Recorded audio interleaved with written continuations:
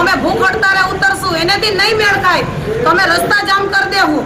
છે કોથળામાંથી બિલાડું નીકળ્યું છે એ કે જે સેનેટરી વિભાગ છે, પાણી પુરવઠા વિભાગ છે.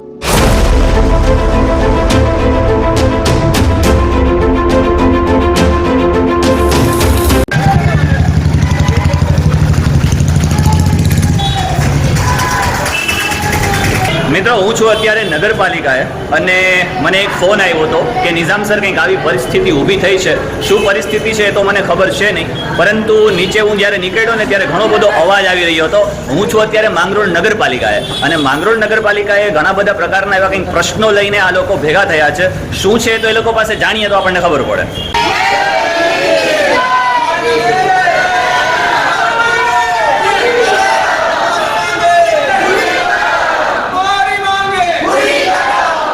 શું છે, શું પ્રશ્ન છે તમારો? કેમ અહીંયા ભેગા થયા છો? જય ભીમ. મારું નામ જેઠવા વનિતા છે. હું સમસ્ત વાલ્મીકી સમાજ ગુજરાતની પ્રમુખ છે. અમે આજથી 3 મહિના પહેલા ચીફ ઓફિસર સાહેબને આવેદનપત્ર આપેલું હતું કે અમારે જે કોન્ટ્રાક્ટ પ્રથા છે એ અમારું નાબૂદ થાય, અમારા જે ચડત પગાર છે એ અમને આપવામાં આવે અને જે આ ચાલુ ફરજે ઉતારેલા છે કામદારોને એને તરત લેવામાં આવે. ચીફ ઓફિસર સાહેબે હા પાડી હતી, અત્યારે કઈ જવાબ નથી મળતો. એટલે અમે આચારસંહિતા કે પૂરી થાય પછી તમને જવાબ આપશું. આચારસંહિતા પૂરી થઈ ગઈ, અત્યારે હજી અમને જવાબ આવ્યો નથી. તો આચારસંહિતા પછી પણ તમારો પગાર થયો નથી હજુ સુધી? કેટલા મહિનાનો પગાર બાકી છે? અમારા 2 મહિના. 2 મહિનાનો પગાર. બીજો ચાલુ છે. તો અગાઉ જે તમારો પ્રશ્ન હતો એ તો આઈ થિંક સોલ્વ થઈ ગયો હતો કે શું હતું એનું? એ ત્યારે જ પગાર દિવાળી માટે થયા હતા, પછી પાછા ધાંધિયા થઈ ગયા. એટલે દિવાળીમાં એક વખત પગાર થઈ ગયો હતો અને ફરી પાછો જે તમારો પગાર અટકો છે, એટલે કે કેટલા મહિનાનો અટકો છે ટોટલ?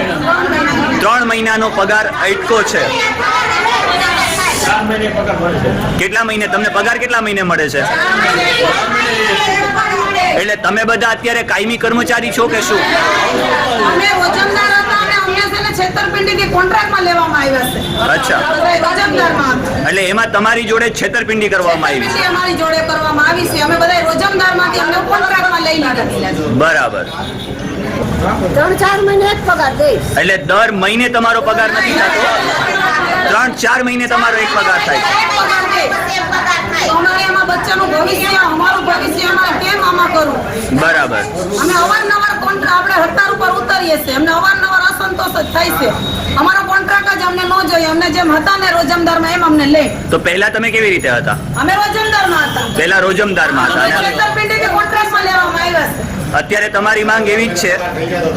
હા, દર મહિને પગાર થઈ જતો. બરાબર. આ બધી બદલ્યા પછી બેન મેડમ આવ્યા પછી પગાર થતો નથી. અમે વારંવાર આ રજૂઆત એટલે અત્યારે તો અહીંયા વહીવટી તંત્ર છે ને? એક જ સાહેબ એવા જોધપુરા સાહેબ એ દર મહિને પગાર આપી દેતા. અચ્છા. બાકી બે પછી તો કોઈ સાહેબ આવ્યા પછી કોઈ પગાર દીધો નથી. આ પાછી બીજી દીધો. એટલે અગાઉ તમારા રેગ્યુલર પગાર થઈ જતા હતા, વહીવટી તંત્ર થયા પછી તમારા હજી સુધી પગાર થયા નથી, એવું ને? કોન્ટ્રાક્ટમાં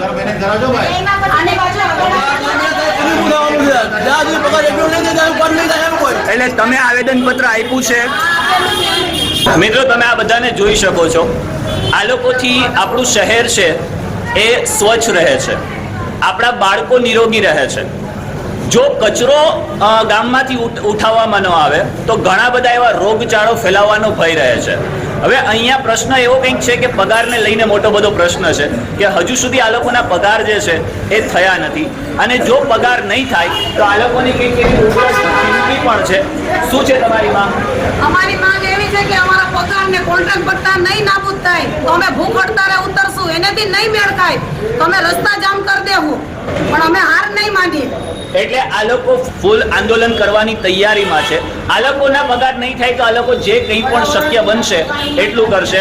પરંતુ પ્રશ્ન મોટો મને એ થાય છે કે આજ 21મી સદીની અંદર, ટેકનોલોજી યુગની અંદર આવી બધી સામાન્ય નાગરિક માટે કરી, આ જે કર્મચારીઓ છે એના માટે કરી અને ઘણી બધી સમસ્યાઓ છે અને આ સમસ્યાઓને સત્તાધારીઓ પાસે તમારી શું માંગ શું છે? તમારી અમારી કોન્ટ્રાક્ટ પ્રથા નાબૂદ થાય, અમારા ચડત પગાર છે એ અમને દેવામાં આવે ને જેને ચાલુ ફરજે ઉતારેલા છે એને તરત લેવામાં આવે ને લઘુત્તમ વેતન મુજબ અમને રોજ મળવું જોઈએ.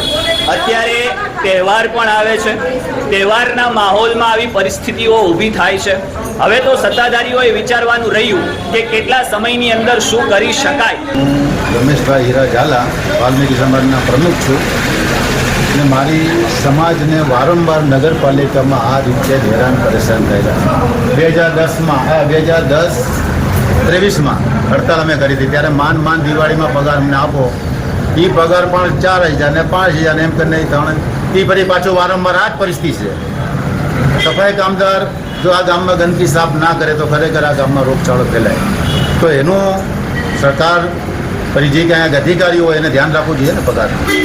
જો એ પગાર નહીં પડે, એના પેટમાં કંઈ નહીં પડે તો કામ કેમ કરશે? એટલે અમારી વિનંતી છે કે આ પ્રશ્ન અમારો વાલ્મીકી સમાજનો દર મહિને 1 થી 10 તારીખ સુધીમાં પગાર થઈ જાય તો આ સમાજ આગળ વધશે. બાકી એના બાલ બચ્ચા આ તેનું ભવિષ્ય બધી કચરાઈ જશે. એટલે વારંવાર આ સમાજ કચરાઈને હેરાન થાય એને અમારે સરકાર સુધી આ પ્રશ્ન અમારો પહોંચાડો એવી અમારી નમ્ર વિનંતી છે. હાલ અમારે અત્યારે રજૂઆત એ છે કે 3-4 મહિના પગાર ચડી ગયા, બીજા અમારા 10 જણાને ઉતારી મૂક્યા છે. ક્યાંય બી કંઈના પ્રસંગમાં ગયા હોય કે કોઈ મોત મધે ગયા હોય તો આ લોકો તાત્કાલિક ઉતારી નાખે. કોઈ કાયમી તો છે નહીં, એને રજા તો મળે નહીં, તો એ ઉપલે કક્ષાએ ધ્યાન દે ને આ જે ઉતારી મૂકે લઈ લે અને જે આ પગાર અમારે ચડસી આપી દે ને જે કોન્ટ્રાક્ટ સિસ્ટમથી કાઢી નાખે ને એને કાયમી માટે રોજમદાર લઘુત્તમ વેતન 525 રૂપિયા. એટલે અમારી રજૂઆત છે, અમારી વિનંતી સરકાર સુધી કરશે.